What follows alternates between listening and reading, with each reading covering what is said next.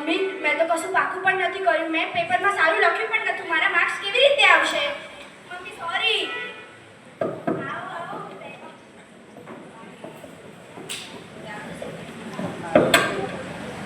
આવો બેસો. તમારી છોકરીને 80% આવ્યા છે. કોંગ્રેચ્યુલેશન. સરસ સ્ટેટ આવશું. Thank you teacher.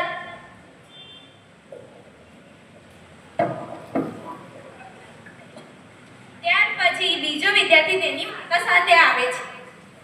સ્વેગ से करेंगे सबका स्वागत. સ્વેગ से करेंगे सबका स्वागत. આવો બેસો. કઈ ચા કોફી મંગાવો? ના ના ચાલશે. તમે મારી દીકરીનું રિઝલ્ટ દેખાડો અને 100 માંથી 100 આવવાના છે. જો તમારી છોકરીનું રિઝલ્ટ 10% આવે છે. હવે મારે આનું શું કરવું? હે બેટા 100 માંથી 10%? ત્યાં શું કર્યું? તારે તો 100 માંથી 100 આવવાના હતા. લાડવો કે ઉડતો ઉડતો આપણા ઘરે પહોંચી ગયો.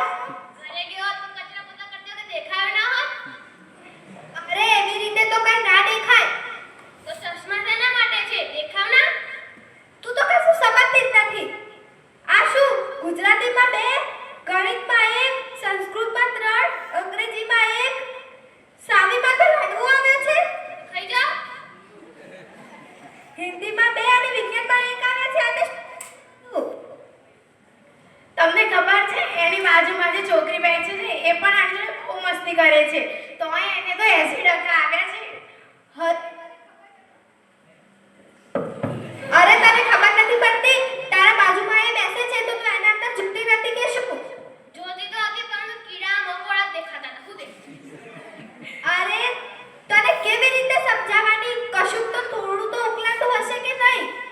કશું જ નહીં. અરે ચાલ હું તને એક પ્રશ્ન પૂછું, એનો જવાબ આપ. મૌર્ય યુગની સ્થાપના કોણે કરી હતી? એ વખતે હું જન્મી ન હતી પણ તું જવાબ આપું હોશિયાર નહીં. એની સ્થાપના એના રાજાએ કરી હશે.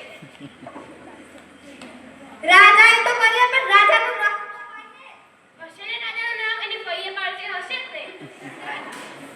અરે તને ખબર કેમ નથી પડતી? અને એટલે પેપરમાં એવું તો શું વાંચ્યું હતું કે પેપરમાં પૂછાયું જ નહીં? શું વાંચ્યું તું પણ? મને તો લાગ્યું પેપરમાં આવશે નાચ મેરી રાની, નાચ નાચ નાચ નાચ નાચ મેરી રાની. આ યાદ રહે છે? કાલે કે પેપરમાં શું લખવાનું એ યાદ નથી રહેતું? ચાલો કાલે કેટલી રીલ્સ જોઈ હતી? વધુમાં વધુ 150. તારે કશી ખબર પડે છે તે કેટલી રીલ્સ? તમને ખબર નથી પડતી? ઉઠાડતું નતું. હવે તારી મમ્મી ઘરે જઈને શું કહેશે કે મારી છોકરીને 10 માર્ક્સ આવે છે? મારા વગર તો એક વિચાર છે. સાવીનો જે મીઠું ઘરે જતું